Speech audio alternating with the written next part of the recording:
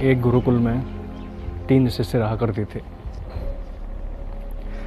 तीनों शिष्य बड़े समझदार, बड़े होशियार, तीनों में अपनी अपनी क्षमताएं जिनसे वो अपने गुरु को मोहित कर लिया करते थे। गुरु बड़े संकट में रहते थे कि किस तरीके से चयन किया जाए कि इन तीनों में सर्वश्रेष्ठ कौन है। कोई प्रेम से भरा हुआ है तो कोई भक्ति से, तो कोई भक्ति से तो कोई योग से। तीनों अपने आप में सर्वज्ञ, ज्ञाता, ज्ञानी।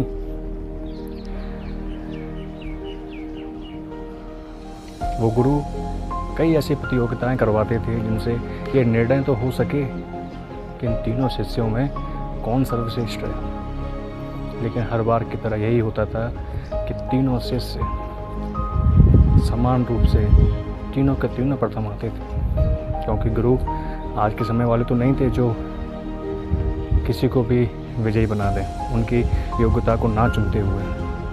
गुरु तो गुरु ही थे, परीक्षाएं करते थे, उनके सही रूप में उनकी श्रेणियों में बांटते थे और तीनों के तीनों शिष्य सदैव प्रथम आते थे।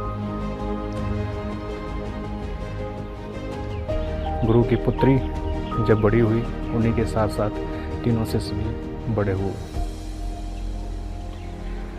गुरु जानते थे कि मैं इस विश्व में कहीं भी घूमकर आ जाऊं, मेरी बेटी के योग्य इन तीनों से ज़्यादा इस संसार में कोई दूसरा वर मैं शायद ढूंढ ना पाऊं। और वो सही भी थे, क्योंकि कुछ देर उनको गुरु ना समझते हुए उनको एक बाप समझ के देखें तो एक बाप अपनी बेटी के लिए एक ऐसा वर ढूंढेगा जो उसको ज़िंदगी भर प्रेम करे, हर मुसीबत से बचाए। और वो तीनों के तीनों जो शिष्य थे उनमें सारे के सारे गुण थे। बड़ा संकट कह लें या दुर्भाग्य कह लें उस गुरु का या उस गुरु की बेटी का। और जब बेटी से पूछा जाए कि तुम्हें किससे मोहब्बत है, तुम किससे प्रेम करती हो, तुम किससे विवाह करना चाहती हो, तो पुत्री भी मौन हो जाती थी कि तीनों के तीनों इतने सुंदर, इतने ज्ञानी। पुत्री भी क्या, वो एक को चुनती हूँ तो 2 छूटे जाते हैं, दूसरे को चुनती हूँ तो और 2 छूटे जाते हैं। करें तो करें क्या। बड़ा तनाव। अंततः निष्कर्ष ये निकला कि उस गुरु की पुत्री ने आत्महत्या कर ली, मर गई वो। सिर्फ ऐसा नहीं कि गुरु उन तीनों शिष्यों से प्रेम करते थे या उनकी पुत्री उन तीनों शिष्यों से प्रेम करते थे, वो तीनों के तीनों शिष्य भी उस लड़की से प्रेम करते थे। कहानी में बड़ा रस है, कहानी को समझो और सीखो।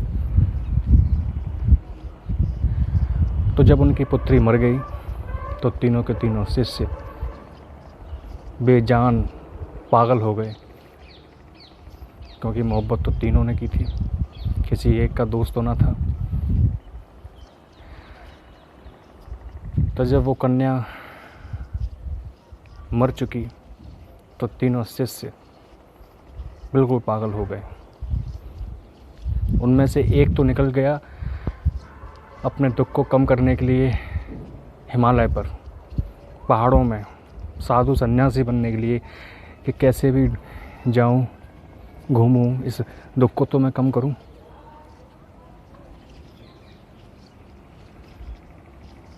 उनमें से रहा दूसरा शिष्य।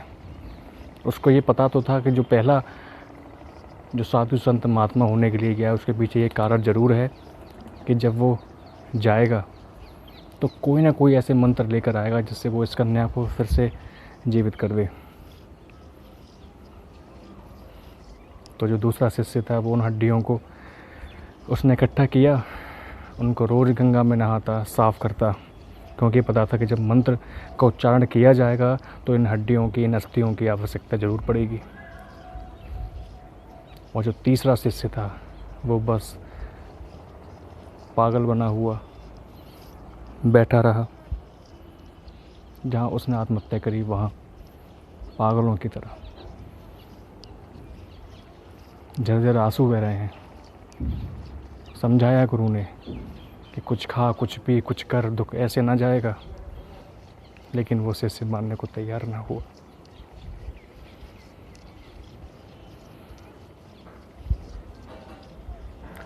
अंततः हुआ ये कि जो पहला शिष्य था, जो मंत्र के खोज में निकला था, उसको वो मंत्र प्राप्त हुआ, उस मंत्र का शास्त्र उसको प्राप्त हुआ।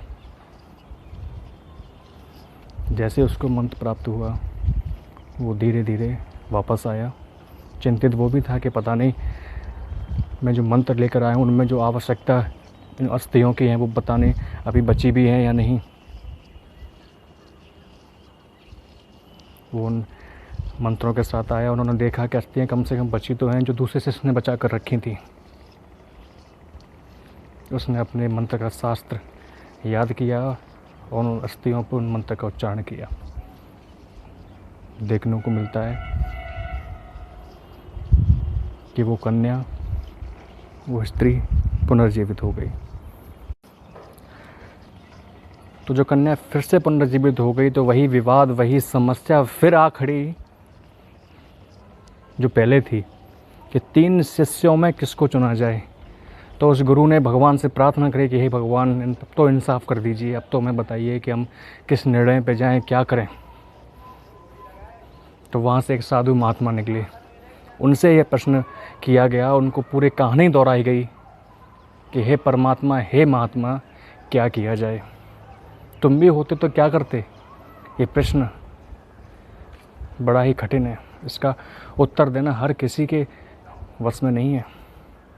तो उस संत ने कहा कि जिसने मंत्रों के उच्चारण से इस कन्या को जन्म दिया है दोबारा, वो पिता तुल्य है, और पिता कभी अपनी पुत्री से विवाह नहीं करता।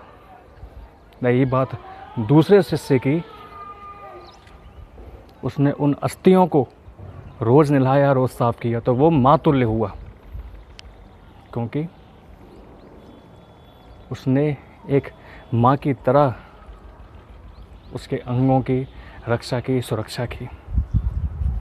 लेकिन जो बचा तीसरा, वो वास्तव में प्रेमी था।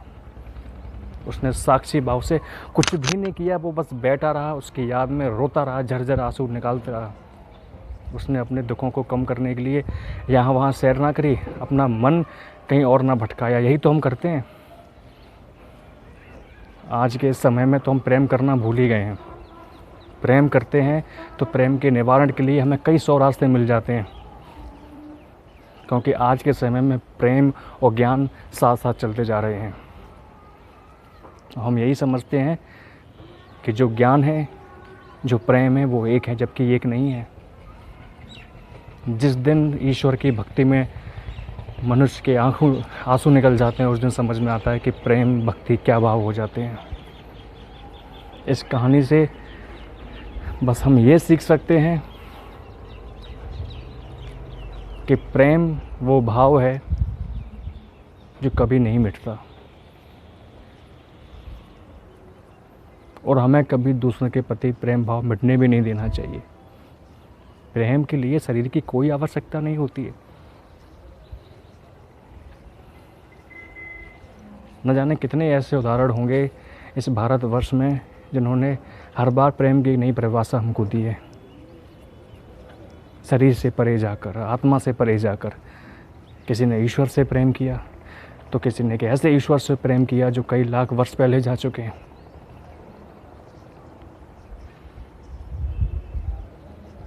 ज़िंदगी में प्रेम करो